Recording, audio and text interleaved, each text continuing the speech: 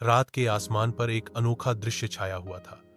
चांद लाल रंग में डूबा हुआ था और उसकी रोशनी जंगल के हर कोने को रहस्यमय सा बना रही थी। जानवर शांत थे, पक्षी पेड़ों में छिपे बैठे थे, जैसे सब किसी बड़े हादसे का इंतजार कर रहे हों। उसी रात एक छोटा सा सफेद भेड़िया पैदा हुआ। उसकी आंखें आम भेड़ियों की तरह पीली नहीं, बल्कि नीली थीं, जो चांद की रोशनी में जगमगाती थीं। उसका नाम रखा गया एज़ार। लेकिन गांव के लोग भयभीत थे। उनका मानना था कि खून के चांद पर पैदा होने वाला बच्चा शापित होता है। वे फुसफुसाते, यह बच्चा तबाही लाएगा, यह गांव को बर्बाद करेगा। इज़्ज़ार बड़ा होने लगा, मगर उसके दिल में हमेशा यह सवाल रहता कि वह अलग क्यों है। जब भी खून का चांद आता, उसके अंदर एक अजीब सी आग भड़क उठती। कभी वह खुद को काबू में रख लेता, कभी उसके गुर्राने से गांव वाले और भी खौफजदा हो जाते। एक रात जब वह अकेला जंगल में भटक रहा था, एक सफेद उल्लू पेड़ से उतरा। उसकी आंखें गहरी और रहस्यमय थीं। उल्लू ने कहा, इज़्ज़ार, तुम शापित नहीं हो, बल्कि चांद के रहस्यों के वारिस हो। तुम्हें 3 इम्तिहान देने होंगे। अगर तुम जीत गए तो अंधेरे की ताकत को हमेशा के लिए खत्म कर दो। एज़ार की जिंदगी बदलने वाली थी। वह अब एक आम भेड़िया नहीं रहा था, बल्कि किस्मत ने उसे चांद का मुहाग्गी चुना था। इज़्ज़ार अभी जवानी की दहलीज पर पहुंचा ही था कि गांव वालों का खौफ और नफरत बढ़ती गई। जब भी वो बस्ती के करीब आता, दरवाजे जोर से बंद कर दिए जाते। औरतें अपने बच्चों को घरों के अंदर छुपा लेते और मर्द पत्थर और मशालें लेकर उस पर चलाते। लरनती भेड़िया, दूर हो जा, ये गांव तेरे लिए नहीं है। इज़्ज़ार का दिल टूट जाता। वह सोचता, अगर मैं वाकई में शापित हूं तो मेरा जन्म क्यों हुआ। लेकिन गांव में सबके दिल एक जैसे न थे। एक नन्ही लड़की आलिया अक्सर इज़्ज़ार को दूर से देखती। उसकी आंखों में डर नहीं, बल्कि हमदर्दी थी। एक दिन जब इज़्ज़ार जख्मी होकर बस्ती के किनारे बैठा था, आलिया चुपके से आई और उसके जख्म पर जड़ी बूटियां रख दी। उसने कहा, तुम सबको बुरे लगते हो, मगर मुझे मालूम है तुम अंदर से बुरे नहीं हो। ये शब्द इज़्ज़ार के दिल में उम्मीद की रोशनी जगा गए। मगर उसी लम्हे कुछ गांव वाले वहां आ गए।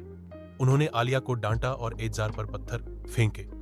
वह गुर्राया, लेकिन फिर पलटकर खामोशी से जंगल में चला गया। उस रात इज़्ज़ार नदी के किनारे बैठा सोच रहा था। चांद की रोशनी में उसकी नीली आंखें और भी चमक रही थीं। अचानक हवा में सरसराहट हुई और वही रहस्यमय सफेद उल्लू फिर प्रकट हुआ।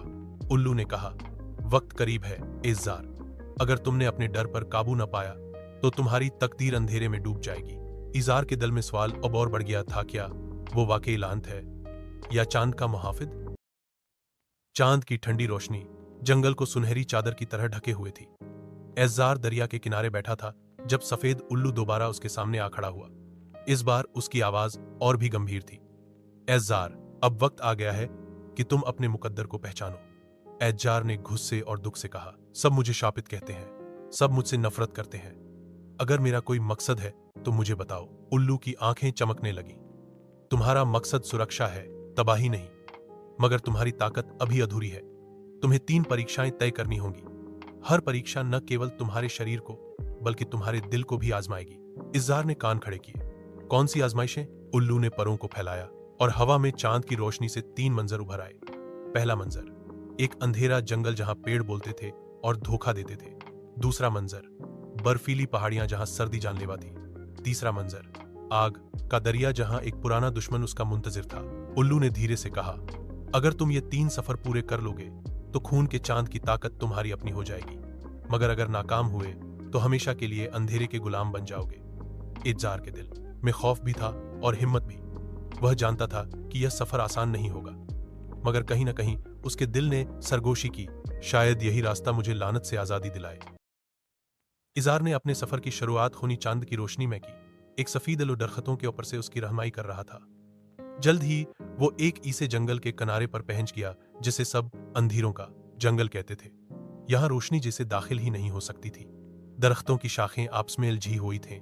इनके साए ऐसे लगते थे जैसे हाथ बढ़ाकर पकड़ लेंगे। इज़्ज़ार ने कदम रखा तो जंगल में सरगोशियों की गूंज सुनाई दी। पेड़ बोलने लगे, वापस जा, ये जगह तेरे लिए नहीं, तू नाकाम हो जाएगा, तू लानती है, रक्षक नहीं। इज़्ज़ार का दिल कांप उठा। आवाजें उसके अंदर के डर को हवा दे रही थी। अचानक झाड़ियों में से दोहरे साए निकले लोमड़ियां, मगर उनकी आंखों में अजीब सरकी थी। वे बोली, हम तेरा रास्ता जानते हैं, हमारे पीछे आओ। इज़्ज़ार ने पहले तो यकीन किया, मगर फिर उसे याद आया कि उल्लू ने कहा था, अंधेरों में हर रोशनी धोखा हो सकती है। उसने गर्राहट की और रास्ता बदल लिया। जैसे ही उसने उन लोमड़ियों को नजरअंदाज किया, उनके जिस्म धुएं में बदल गए और गायब हो गए। ये धोखेबाज साये थे। आखिरकार इज़्ज़ार जंगल के बीचों बीच पहुंचा। वहां एक प्राचीन पेड़ खड़ा था, जिसके तने पर चांद का निशान चमक रहा था। उल्लू की आवाज गूंजी, यह तुम्हारी पहली जीत है इज़्ज़ार, तुमने धोखे को पहचान लिया। मगर याद रखो, अगले इम्तिहान में तुम्हें खुद अपने अंदर की सर्दी का मुकाबला करना होगा। इज़्ज़ार ने आसमान की ओर देखा। खून का चांद उस पर मुस्कुरा रहा था, जैसे कह रहा हो, यह सिर्फ शुरुआत है। अंधेरों के जंगल से निकलने के बाद इज़्ज़ार ने लंबा सफर किया। कई दिन चलने के बाद वह एक ऐसे क्षेत्र में पहुंचा जहां हर तरफ बर्फ ही बर्फ थी। पहाड़ आसमान को छू रहे थे और सर्दी इतनी भीषण थी कि सांस भी बर्फ के कणों में बदल रही थी। इज़्ज़ार ने अपने पंजे बर्फ में गाड़ते हुए चढ़ाई शुरू की, लेकिन हर कदम उसके जिस्म को कमजोर कर रहा था। तेज हौ जख्मों की तरह काट रही थी।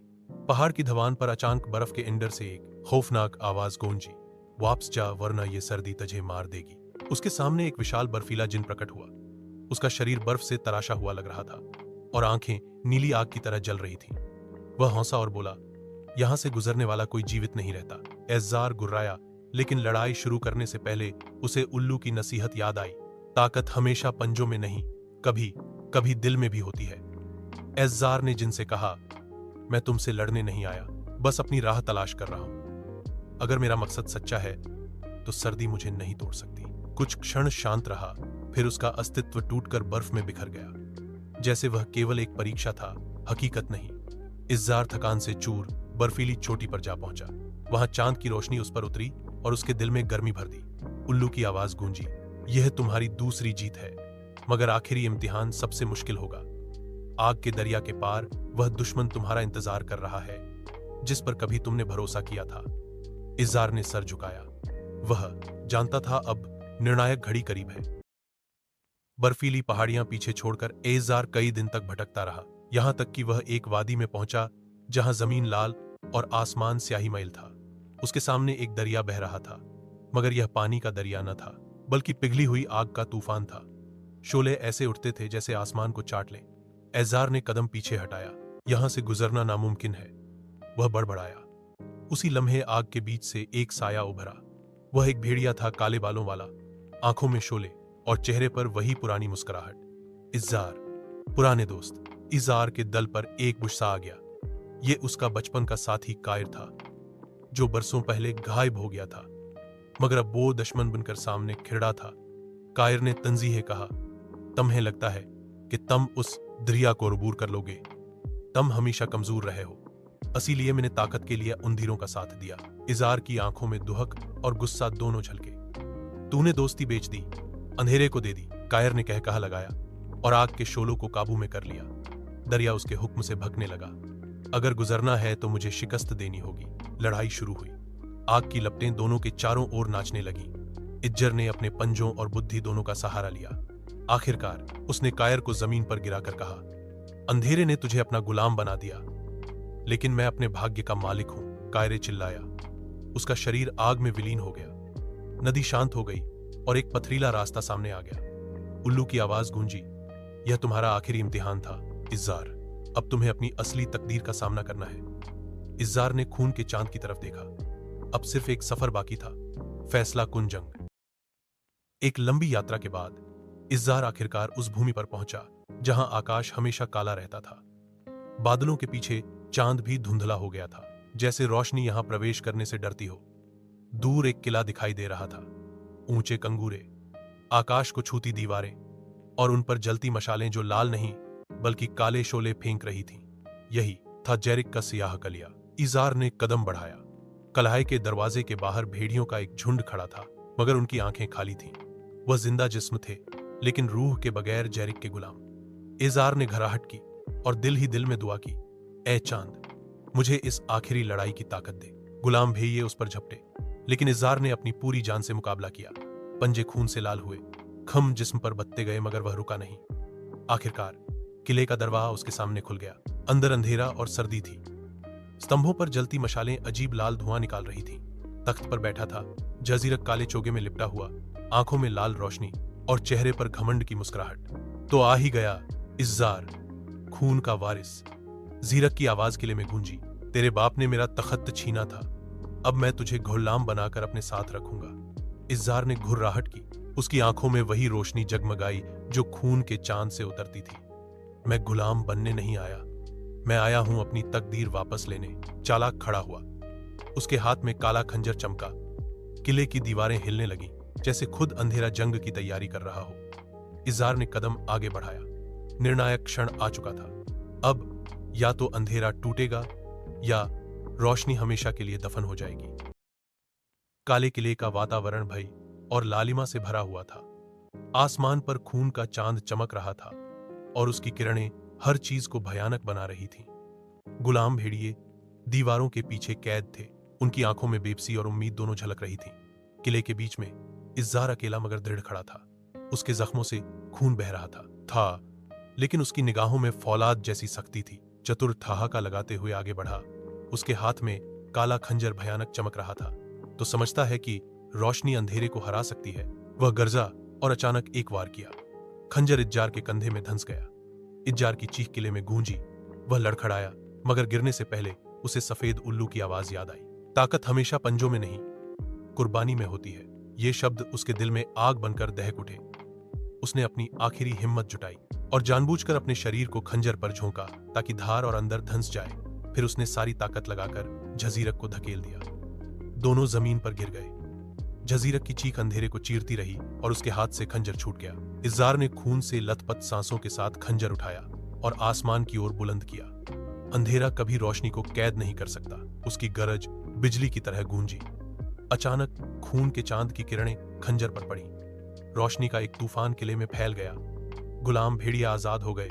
किले की दीवारें कांपकर टूटने लगीं। इज़्ज़ार जमीन पर गिरा। उसकी सांसें मध्यम थीं, मगर आंखों में सुकून की चमक थी। वह जानता था कि उसने अपनी कौम को बचा लिया, इवन अगर उसकी अपनी जान कुर्बान हो गई। काला किला प्रकाश के धमाके से कांप रहा था। दीवारें टूटने लगीं। गुलाम भेड़िए अपनी होश और समझ वापस पाकर आजाद हो गए। खून का चांद आसमान पर तेजी से मंद होने लगा। इज़्ज़ार जमीन पर गिरा हुआ था। उसकी सांसें भारी थीं। वह जानता था कि सब कुछ इस लम्हे पर निर्भर है। अंत एक। जादू टूटना, प्रकाश की विजय। रोशनी किले के हर कोने में फैल गई।